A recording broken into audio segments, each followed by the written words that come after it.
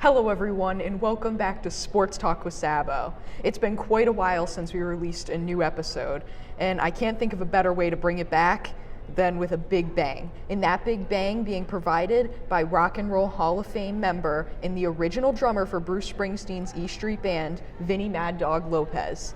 So without any further ado, let's get this interview started.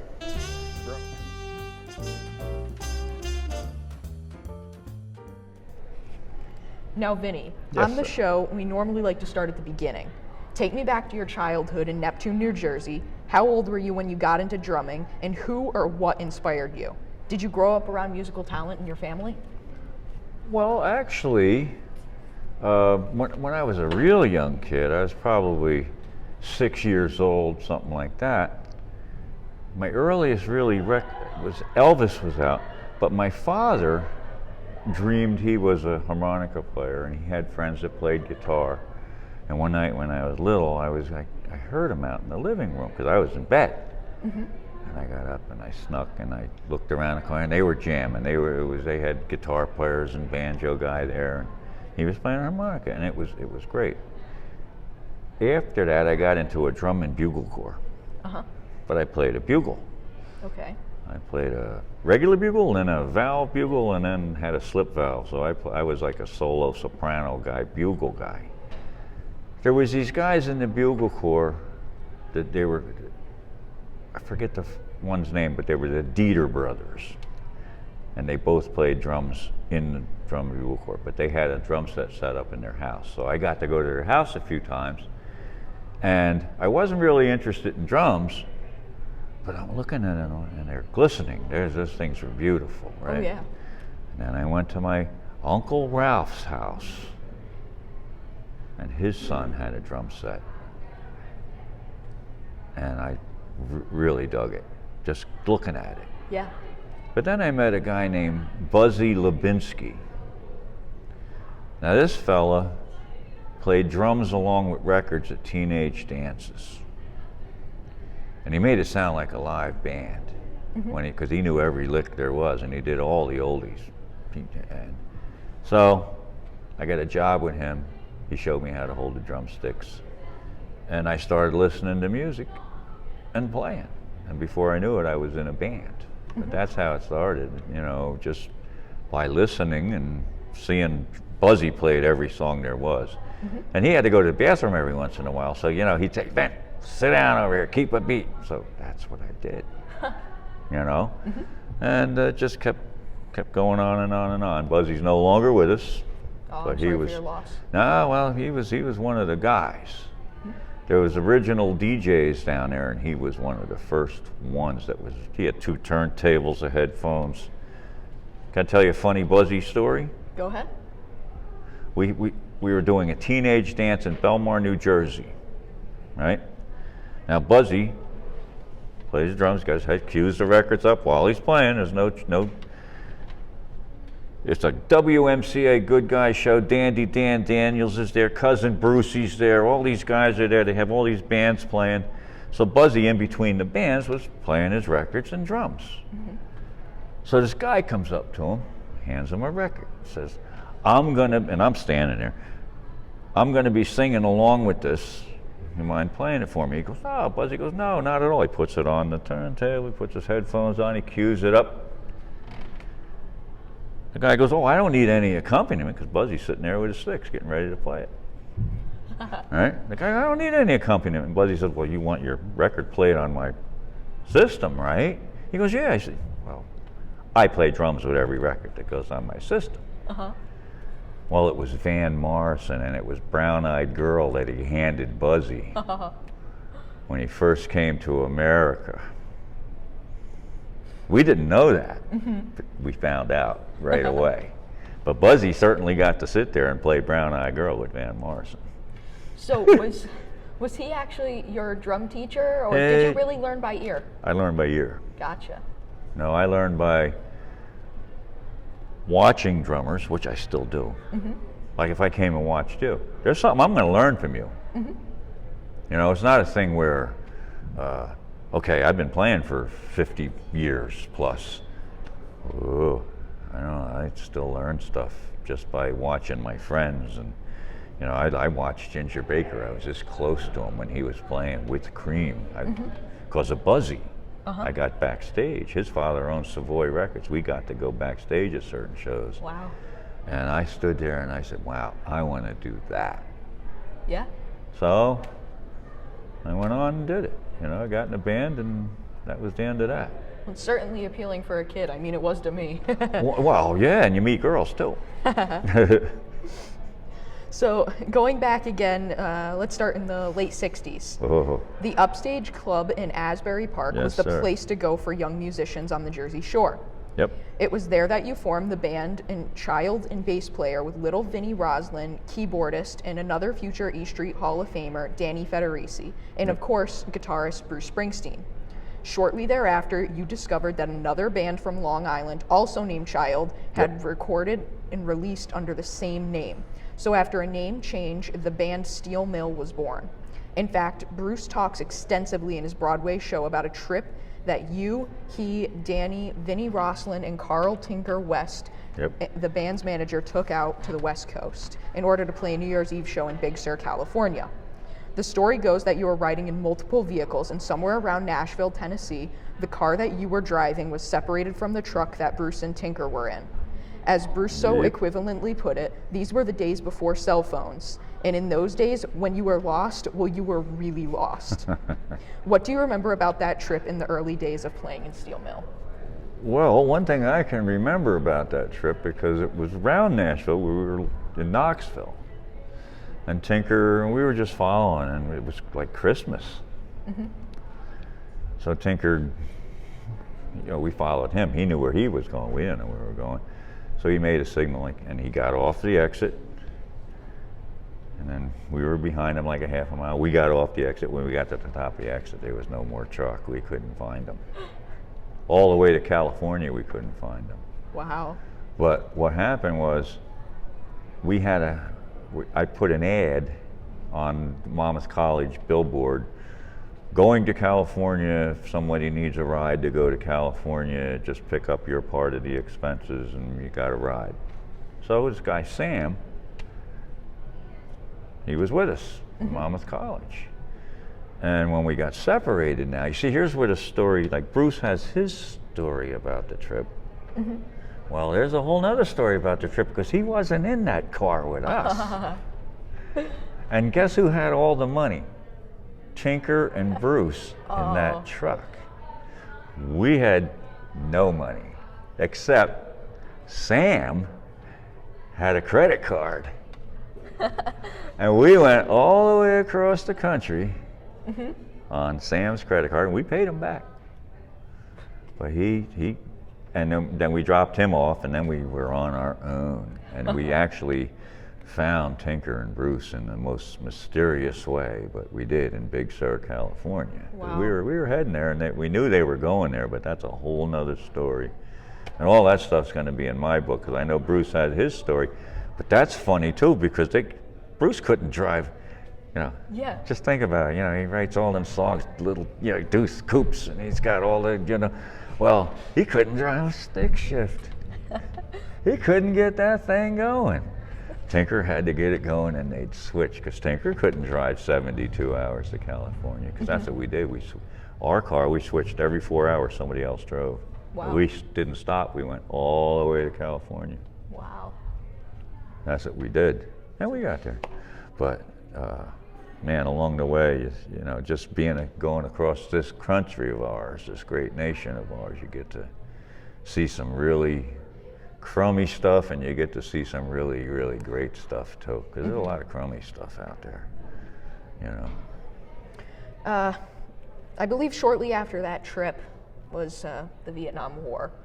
And, you know, we went to Broadway, Springsteen on Broadway. You really saw, you guys were all drafted on the same day, Bruce, Vini, and yourself. I mean, that's pretty crazy. Yep. So what do you remember about those days, you know, coming up to the draft, and how'd you get out of it? Well, nobody really wanted to go to Vietnam. No. You know, we had friends Bruce had a drummer in his band, went to Vietnam, died there. I have friends that went there and came back, and they're still not the same because of the things they saw and did there. So we didn't want to go. We didn't want to go. So I played in a band with a guy named Bill Chinnick. And Danny Federici was in the band, myself, and we had a black bass player named Wendell. Well, Bill was a little older than us. So Bill went to the draft board first. And he did all this stuff. Nothing bad, but he had a little system that he used that he got out of the draft. And he told me about it. And he says, yeah, I didn't get drafted. So I said, okay. So I told, when we were going up in the bus, I told everybody on the bus how Chinnick got out of the thing. Yeah. And it was quite simple, because they give you an IQ test. So the first thing you want to do is get 100% on that IQ test, because if they draft you, you want a good job. Yeah. Right? And the second thing is, what diseases have you had or do you have? Now, the thing with Chinnick was, you explain everything you think you can explain on there. You know, it doesn't have to be the truth, but if you think you can explain it, and I did a whole bunch of different stuff, which is going to be in my book, but everybody didn't do the same thing I did. They all did their own little twists on that paper, you know, so now you go in, and here I'm 6'2", I got really long hair down to here. I got because you could only wear your underwear and your shoes, so I had my boxer shorts and my cowboy boots on, and long hair, and went through, did all the other tests, blood work, and hearing tests, and the eye tests, all that. You want to pass that. Now you go to the doctor at the end, and he's got that paper. What diseases have you had or do you have? So he starts asking me, he says, hey, your feet, you know, this hurts, that hurts. And I said, yeah, I play drums, and, you know, I do 6 nights a week. My arms hurt sometimes. Sometimes I told him I was a manic depressant. I said, I'm a drummer, man. Sometimes I'm soaring like a bird, and other times I don't feel like doing it. I'm going to just stay.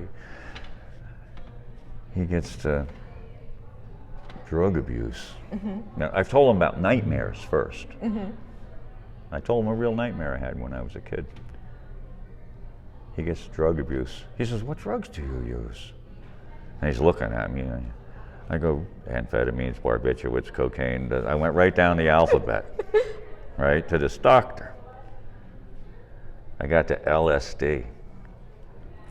He goes, you use LSD? I said, yeah. He goes, where do you live? I said, well, I live in Greenwich Village. He goes, how many times have you done acid? I said, I don't know, 200-300 times. He goes, that's why you have those nightmares. I went, one for me. But the classic one that I did that got me all the circles on the whole page was, I told him when I was tripping, I liked to, because I checked homosexual tendencies. And he says, well, what's this all about? And I stood up and I had my boxer shorts on.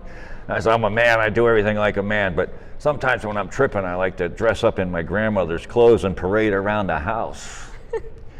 And he went, oh, circled everything. And they actually put me on the Group W bench where Arlo Guthrie talks about. They put me there with mother rapers and father rapers and all these people, and we got burgers and we got to go home. Wow. Don't know how to respond to that story. Well, I don't want to get arrested, but that's the way it was. Well, let's just move on to the next question then. Okay. In 1972, Springsteen signed a recording contract with Columbia Records and was putting together a band to record and tour in support of what was going to be his debut album. You, along with Gary Talent, Danny Federici, David Sancious, and of course the big man Clarence Clemons, became the original members of what we know as the legendary E Street Band. Greetings from Asbury Park was recorded and released in 1973. And you played on such classics as Growing Up, Blinded by the Light, Spirit in the Night, and It's So Hard to Be a Saint in the City. What were those early E Street Band days like? Well, it's you know, because like we were steel mill. The world revolved around steel mill. Now Bruce, I don't know, I think he saw Van Morrison or something, so he wanted to go more in that bluesy Van Morrison way with the girl singers, saxophone players and all that. So Steel Mill broke up. And it took us a while. And Bruce was constant, he was always writing songs, you know. So if you look at the liners for the Asbury Park album, you'll notice that on most every track, it's just me and Bruce. Bruce played a bass, Bruce sang, Bruce played a guitar, Gary would come in and play bass, Bruce played a piano. There's a few other guys came in after that core of musicians did the album. So when it became, because we weren't the E Street Band then, it was just plain Bruce Springsteen, Columbia Records. So we toured a lot. We went all over and kept learning songs and going and playing, and then while we're touring doing the first album, we'd have 3 days off. So we'd go to 914 Studios and start recording the second album, which we were rehearsing the songs on while we're on the tour. So in those days, it was really hard. We were splitting a lot of hot dogs. There wasn't no money. You know, everybody talked about how glorious and money. No. See, me and Clarence, you see, we had a system. So we were at a hotel, and none of the other guys did this except for me and Clarence. We'd be at a hotel now. It's like time to eat dinner. So we'd go down to the restaurant. We're gonna have, Clarence, I'm gonna have me some clams and surf and turf. I said, yeah, you know, that sounds good. Me too. We'd keep getting steaks. But when the check come, we'd sign it to Mike Appel's room, the manager's room. We'd just sign Mike Appel, room 314. So we started getting a little mail saying, will you stop signing your meals to the room? And we never did. We got in trouble for that. But that's the way we were. Me and Danny and Clarence were bad. They knew we were bad. So they kept us away from everything. So later in 1973, The Wild, the Innocent, and the E Street Shuffle was released. This album gave us Kitty's Back, the E Street Shuffle, and one of the greatest party songs ever, Rosalita. The album didn't sell well initially, but was well received by critics. What were your thoughts and feelings about this album? I thought you either loved or hated the first album, and most people liked or loved the second album. Because Bruce thought about it, we played different, you know. But we were a live band, you know. We did stuff live that didn't get out on any albums, you know. So doing the albums, of course you want to do the best you can, but we really wanted to go back out and play on the road. It's always good in front of people. I don't know if you saw me last night. I like looking at them people. Oh yeah. Being with them. To me, that's the most important part. Prior to the release of Born to Run in 1975 and the breakout success of Bruce Springsteen and the E Street Band, you had parted ways. Bruce writes in his book that during the tour of The Wild, the Innocent, and the E Street Shuffle, things were changing. More and more, you were living up to your nickname Mad Dog, given to you because of your quick temper. Physical altercations between you and band members David Sanchez and Clarence Clemons. I never had a physical altercation with David Sanchez. Wow. Not once. Ever. I never had a physical altercation with Mike Appel. Now people think I've done a whole bunch of stuff. I got in trouble because one of my bandmates, and I do it right here today, if somebody's messing with one of my bandmates, you're messing with me, and I will put an end to it. One way or the other. Interesting. So if you're going to be with me and be in my band, a band that I'm in, you're very important to me, Bruce or any of them. Yep. So I saved their asses a few times too. It's not like I'm so bad, you know. I never really had a barroom brawl or anything like that. Yeah. But I will stick up for myself when it comes down to it. But I never I had a fight with Clarence, and he talks about it in his book. And he has the gray pages, and he doesn't say why we actually had that fight.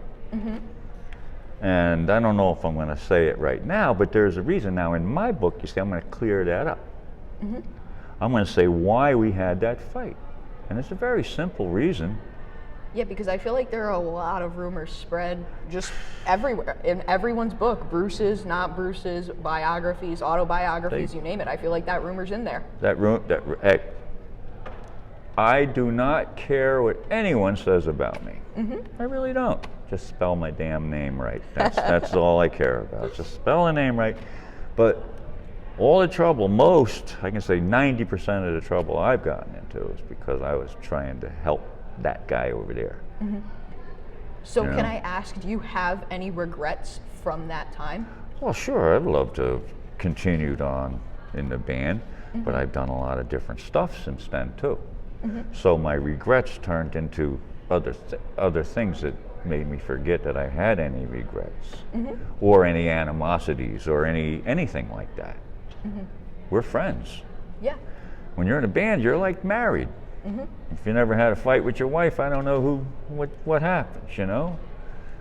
Something's going to happen. You're that close all the time. There's going to be a rub here and there. But I never hit David Sanchez. I'm going to have to talk to Bruce. So after your Not departure, Max Weinberg took over as the permanent drummer in the E Street Band. After Boom. After Right. Boom Carter. So do you have a relationship with Max, and do you like his interpretations of the drumming that he did on your early records? It's apples and oranges, and me and Max are good friends. And he plays it one way. He's the machine. He keeps straight time. I'm more like a bird over here. I think music flies. It should fly. I think it should soar and go have its ups and downs. So between us, we have this covered. He might play on the beat. I might play a little ahead of the beat. But when we played together at the Rock and Roll Hall of Fame show, guess what? We were right on the beat. Yep. We didn't have a problem. And we still don't. But sometimes, like I wish sometimes after I thought we played this stuff fast, tempo-wise, you know. But boy, sometimes at Rosalita, when they're doing it, it's on 78. It's gone. It's unbelievable. That they do it. Because I'll play with guys, do Rosalita. Every band I go and jam with, they say, "Oh, we're going to do Rosalita." I go, "Oh, okay." They all want to do it really fast. But it ain't a real, So you believe a it should be tempo a song. slower party song? Well, not slower, just at a moderate tempo where at least you can, you see the words. I like hearing Bruce is saying them words, you know, just a little slower so you can get the words out and do stuff. So even when I do stuff with them, they roll it back because they know I'm not going to go there on that high-end stuff that they do. God bless them that they can do that. But, you know, I'm happy where I am. I feel like every drummer, they have their own personality when they play the drums. Some people like to hit cymbals, some people like their snare drum more. That's right. That's right. A few moments ago, I mentioned Danny Federici and Clarence Clemons, both tremendous musicians who are unfortunately no longer with us. Yes. What can you tell me about your relationship with those two men, and what was it like playing alongside of them? Well, Danny I've known most of my musical life. We played in 1967. We had a band. It was Bill Chinnock, it was Danny, myself, and it was Wendell John, and we were called the Downtown Tangiers Rock and Rhythm and Blues Band. And after that band broke up is when me and Danny wanted to play together, and we went out looking for somebody that could write music because we didn't want to go do the Doors. We didn't want to do stuff like that in the gym mills. We wanted to play in the college gymnasiums we were playing in and stuff. So we went all around. There was a few great guitar players from the Jersey Shore at that time, but Bruce was playing one night at an Italian-American club with his band Earth. And myself, and I call him my brother, he really wasn't. He's no longer with us, Chuck Dillon. We went to see Earth. And Bruce was Bruce in those days. He had the long hair, his tattered pants with the... But he used to come see a band I was in, Sonny and the Starfires, because he liked Sonny the way Sonny played. Bruce would watch Sonny play. So when I met Bruce at that Italian-American club, I said, hey, I'm Vini. He goes, no, I know, you play with Sonny. I said, yeah. I said, we're trying, me and Danny Federici, and Bruce don't know Danny from Adam then. I said, we're trying to put together, you write any music? I says to Bruce, he goes, yeah, I've written a couple. Now think about that for a second. He's written thousands of songs now, but he wrote a couple then. And then we saw him, Danny and I went to the upstage one night. We walked up the stairs, and there's Margaret Potter, the owner. She's standing there, so we went over by her. And there was Bruce and Little Vinny and Big Bobby Williams playing drums on the stage. And we just stood there and listened, and Margaret was raving about him. She loved him. But it was one of his first times coming to the upstage, and Little Vinny brought him there. So after they finished their set, me and Danny went up and talked to him and said, hey, let's jam. Yeah. And we got special permission, and we played at the end of the night, nobody there, and we played for like half hour, whatever. And we decided to make a band, and that was Child. Got it. Yeah, but I came out of the upstage, but the upstage was a place where there was guitar slingers there. I was a house drummer, and Big Bobby was a house drummer. So we played with everybody that didn't have they didn't allow bands to play in there. Your band would come in, and Tom Potter would go, oh, your band, huh? What do you play? You go, I play guitar. You go, okay, Vinny's over there, go sit with Vinny. What do you play? Oh, I play keyboards. All right, now listen, Big Bobby's over there, you go. And he'd separate all the musicians to put them in situations where they're doing something different. Bands today, it blows my mind. We're going to have a jam session. Well, they rehearse for 2 days and then they have a jam. That's not a jam session. Come play with me sometime and try and stump me. You know, I don't care who I'm playing with. I play with these guys in Europe. I've never played. They think I know Dutch. They think I can sing Dutch. I mimic. I can make it sound like I'm singing the same words you're singing. I don't know what they're singing. Yeah. But it's playing with people. That's how you learn. You don't learn by practicing and doing the same song at a jam session that you just practiced. You learn by coming and sitting there with somebody like me and a different bass player, and you're going to play the guitar now. What do you got? What are you going to play? Oh, okay. Let's go. Yeah. That's what a jam session is. They don't do it too much anymore. The upstage was quite a place. You know. And there's an upstage now in Germany, in Dorf, Germany. It's in northern Germany, and they patterned this place. It's not a jam place. Bands play there, but they have all of the artwork, and they have Mrs. J's in one spot, and they have the entranceway to the old upstage here with the doorway. They made all in this big barn. And for the Light of Day, which is a Parkinson's disease organization that I do concerts with all the time, we play there every year. Wow. And it's the upstage. It's pretty cool. Yeah. But it's not a jam place, you know, even there, they're not jamming like the old days. You know, the kids don't have the same opportunity that we had there in that stupid little place in Asbury Park. They don't have that opportunity. So when you're there, are you playing more like jazz? Or are you still playing like a nice rock? No, we do like the last tour we had Jeffrey Gaines. I don't know if you know who Jeffrey Gaines is. We have Guy Davis. We have Joe Durso with us. And then when we're there, wherever we go, there's musicians there that we play with. So they put me in the middle with my snare, just like you saw last night. Yep. And this guy does a song, and then him, then him, then him, then him. And during the main set, I play with everybody.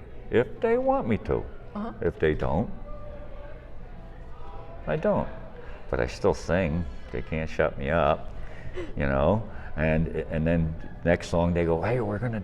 It's like I go, okay, and then I play. And now when I go, it's been like 7-8 years I've been going over there now, and I play with almost everybody. Last year we did 11 countries, 17 shows in 19 days. Wow. For Light of Day, we leave Thanksgiving Day and come back just before Christmas. Wow. You know, and it's all for Parkinson's. We don't make big money doing it. We just go over there to raise awareness. It's a nice thing to do. It's what you got to do, and you'd be surprised how many Parkinson's organizations are in each and every country. Italy has like 6 different Parkinson's disease organizations. Really?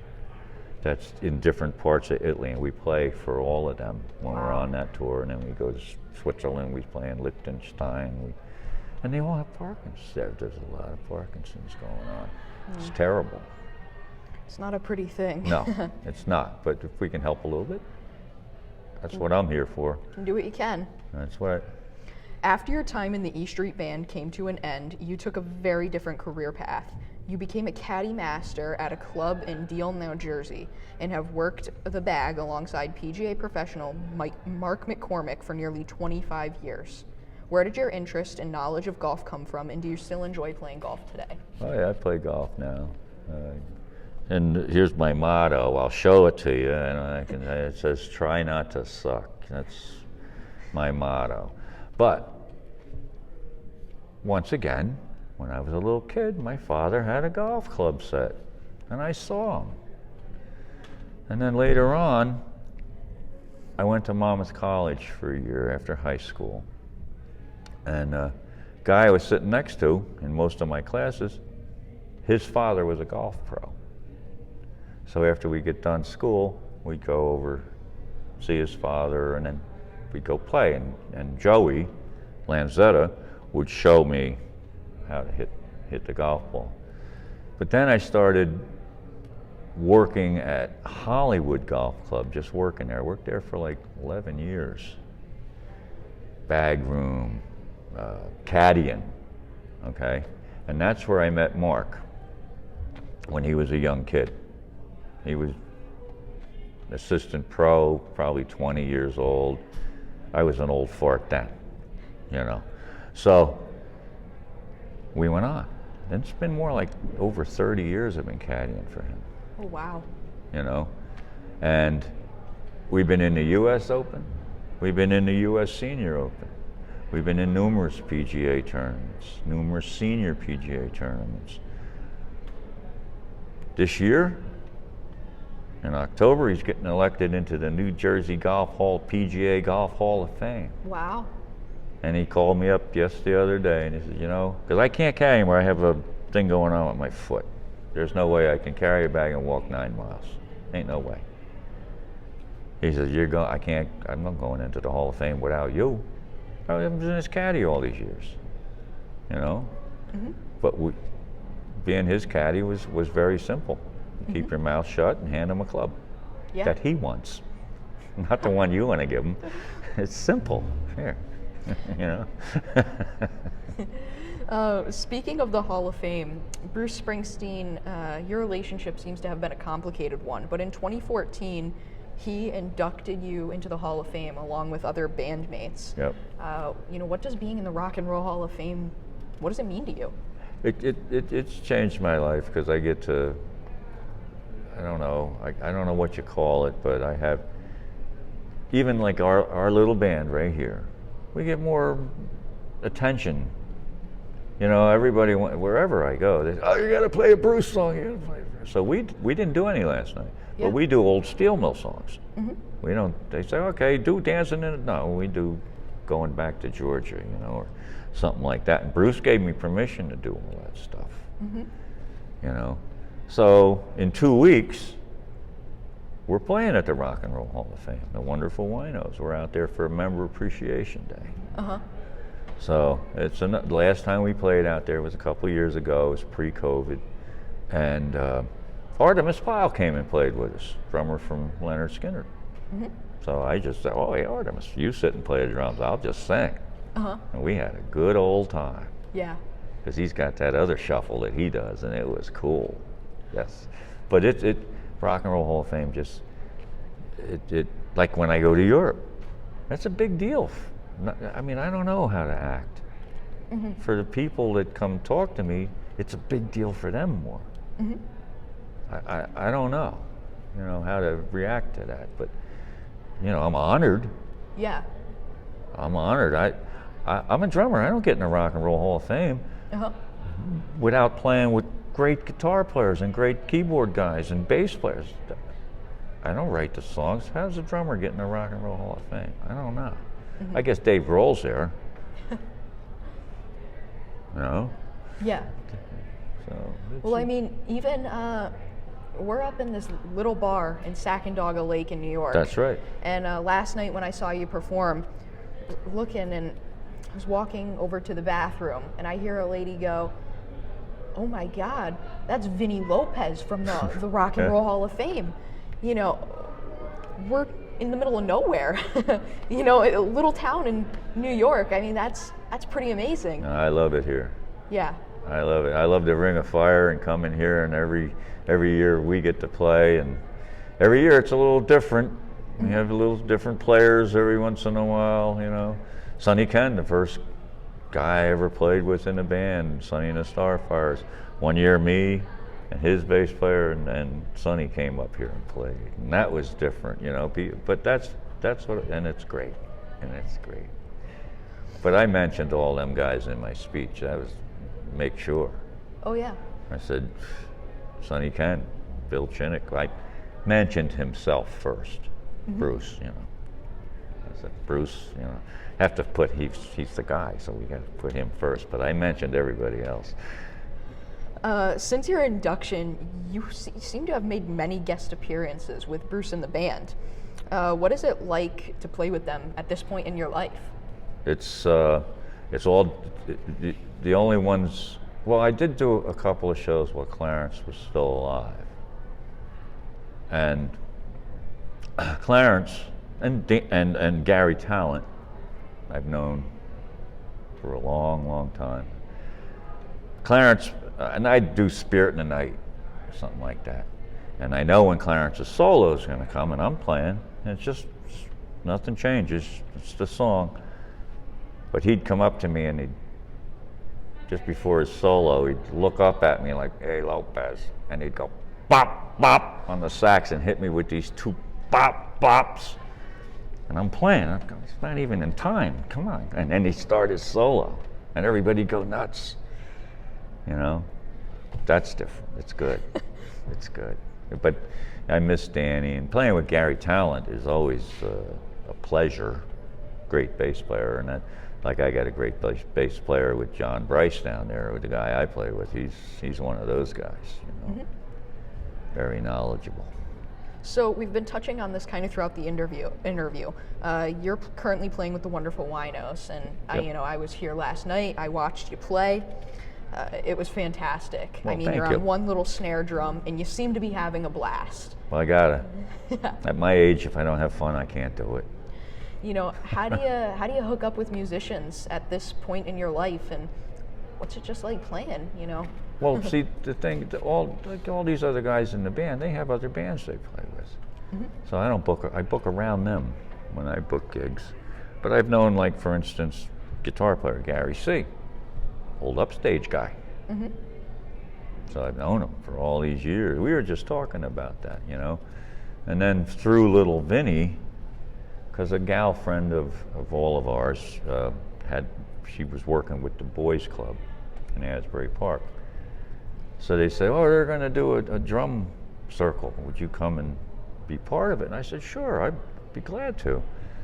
But I said, "Can I bring a couple of guys? And we'll play a song, and then everybody can play along." Well, I brought Gary and little Vinny. Uh-huh. We had a great time. That's But- awesome. And since then, 10 years ago or whatever, I've been playing with Gary. That's awesome. And I saw him one night. I hadn't seen him for a while. There's a winery out by where I used to live, so I went to the winery one night, and there he was playing. And he was just by himself. So I said, hey, maybe next week I'll bring my snare in. And I brought my snare in. Yep. We've been doing it ever since. That's awesome. And then John Bryce came around, and it was good. Really cool. So I have been playing the drums now for about 2 years. Okay. And I've become a bit of a gearhead, and my inner drum nerd's about to come out. So I'm always interested in what type of equipment different drummers use to create their own unique sound. As we talked about earlier, like their personality, it shapes them. So tell me, when it comes to a kit, cymbals, and sticks, what do you use, and have you really changed it over the years? Nah. Wooden tip sticks. Vic First is what I play. I'm going to get me a set, I think I told you last night, I want to get me a set of Black Cats Ludwigs. Okay, mahogany. And I You want that old 70s I want sound. I want that old sound. Yeah, I would never. It's my original snare drum that I used on all the albums and stuff. I played that for all these years, and now it's going to go out on tour with the Grammy Museum. They're doing a world tour, so they're taking my snare drum. That's cool. Because that's the one I did all the albums with, but it's all ratty. I'm going to leave it like that, because I got this. When I first went to the Rock and Roll Hall of Fame, my standard big case, there's Charlie Watts snare drum. Yeah. It's the same one I got. Wow. It's pristine. Now I'm wondering, how does that drum pristine like that? Because I sweat on it, I spill stuff on it. There's stick stuff all in here. Sometimes I use these blue things, there's blue stuff over here. How's that so pristine? So mine, I told him, I said, no, you do not polish it, you leave it just like it is. Here's a new stand. Yeah. And that'll go out there. But I'm going to put some Vic First sticks on it. Awesome. But I like the old Ludwig sound. I had a Ringo set, rock maple Ringo set when I was a kid, when I first started playing. Got stolen. I had Leedies. Wow. When I first started. Yeah. My grandmother bought me a bass drum and a snare drum, a hi-hat, and a cymbal stand. And I added the other Leedy drums to it. Wow. That got stolen. I got into restoring drums. Okay. Because kind of a similar scenario. I got into drums because my grandfather at the time, I thought he had this huge kit, just a bass drum, a snare, and a tom-tom. Yep. An old Ludwig WFL in a white marine pearl. Yep. So, I looked at it and I'm like, this thing's gross and dirty, and I got into restoring the stuff, and it's really interesting how all the parts work. For those of you at home that don't know, there's so many intricate parts in a drum. And, I think the thing that really fascinates me is some of these manufacturers just overthink it these days. And I think really, while a Ludwig, your dream drum set, the reason there's so much money is because they just make it simple so it will last. Yeah. Yep. No, that's the truth. Now, drums, the ones that I had stolen, the Ludwigs, the Ringo set, I take them all apart when I get them. Yeah. But I burned my initials into the wood in the inside of the drum. And then I paint the inside white. And I didn't use bottom heads at that time. So I'm just waiting for the day where I'm somewhere and I go, wow, that looks like my old set. And I'm gonna go and look under there and say, oh, hey, where'd you get that? And maybe I'll see my initials up there one of these days. Now I'm gonna keep my eye out. I made a W, Vini, just a V-I-N-I in wood, and it's in there. So I'm waiting to see that someday. I would love to before I croak, find that drum set and then bang the guy over the head with it. Bada boom. So, only kidding. You just mentioned Charlie Watts, and Yes. just 2 weeks ago we lost him. He played for the Rolling Stones. Tell me the impact he had on you, and what impact do you think he had on rock and roll in general? Our motto with Sonny and the Starfires, there was other bands calling, oh, we're the Beatles of the shore area, and Sonny would go, no, meet the Rolling Stones, because we did that stuff. you know. Yeah. And if you're going to do it, you got to play like Charlie. I still do Spider and the Fly. I try and do it like Charlie did it, you know. That's how it goes. You know, you hear so many, like a lot of bands today. Everybody thinks, you know, the original version of the song is done that way, but everybody thinks they can improve on it. Sorry, but I don't think you can. You can embellish things and put too much into it, like you're saying. The drum agree. company, so why not just leave the song the way it is? The song is the song.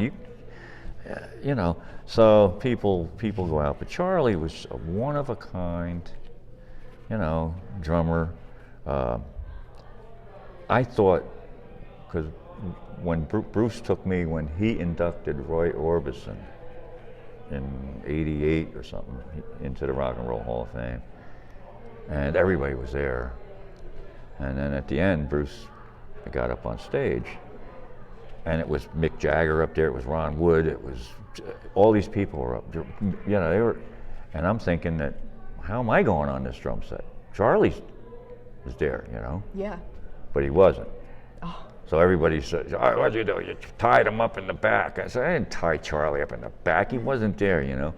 But I got to play with Mick Jagger and Tina Turner doing Honky Tonk Woman. Wow. I went, and Stevie Wonder's sitting there. And I think he's looking at me. You know? Yeah. And I'm going, that's all I could do. You know? But it was quite a thing. And you're there with Bruce. And then you make the train and you go up into the Waldorf with Bruce. That's what he did. Made a train and off we went. Awesome.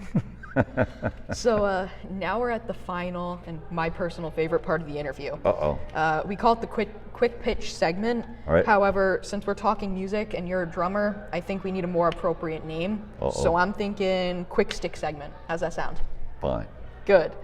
So it basically just goes, as I'm going to ask you a bunch of short questions. Okay. You're just going to try and answer them as fast as possible. Okay.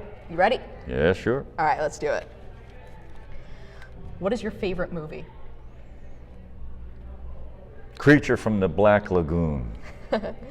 What is your favorite TV show? Svengoolie. Who is your favorite actor or actress? Jack Nicholson. Cool. What is your favorite food?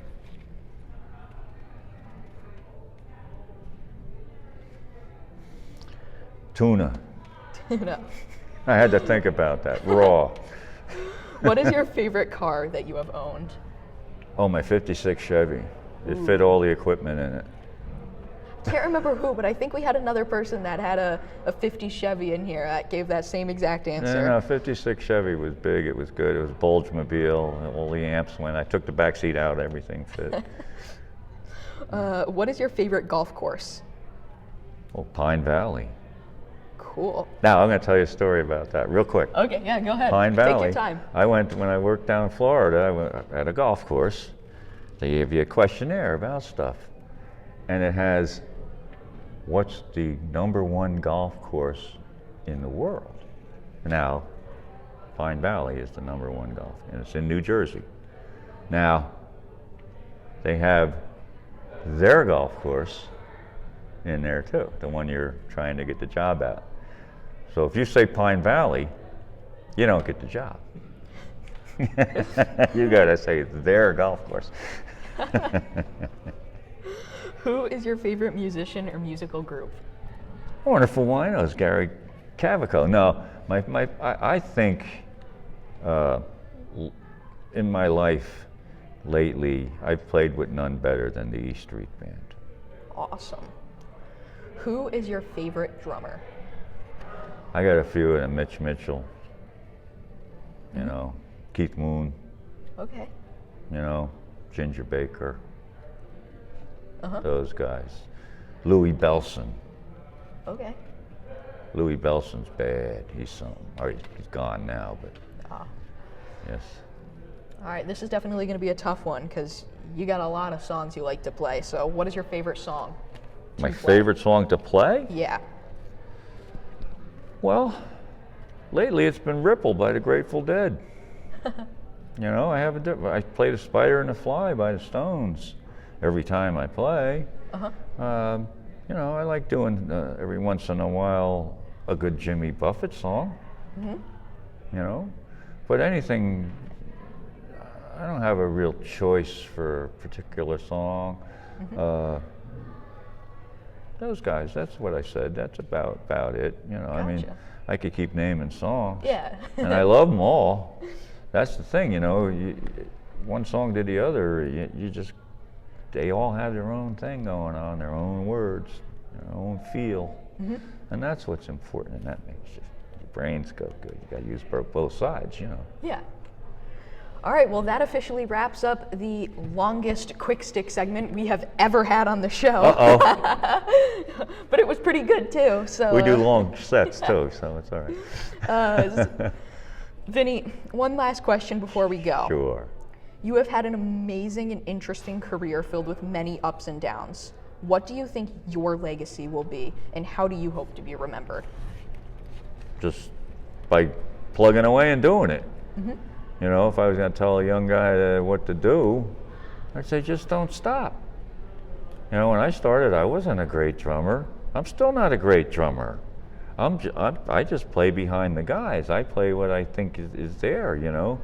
And people know that, but one thing I do that people, when they see me, they don't know I do, and that's sing. Yeah.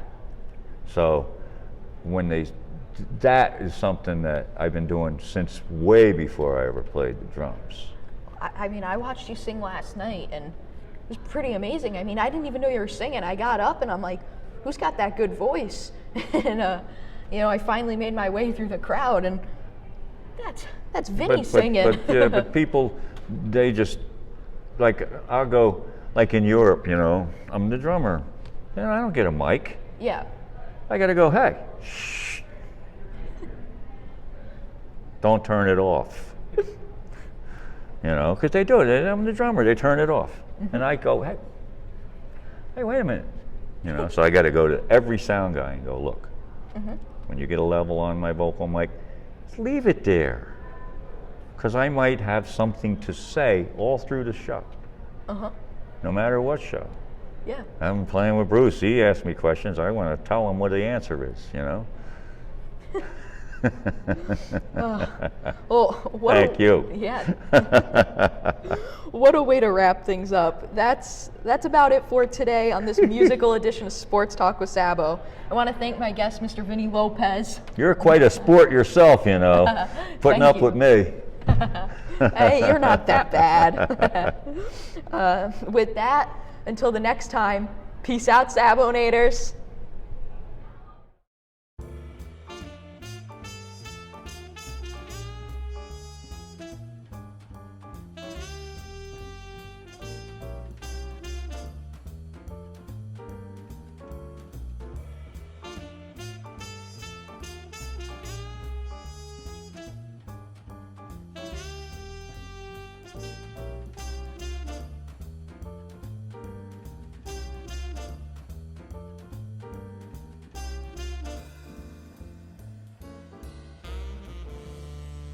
Ruh-roh.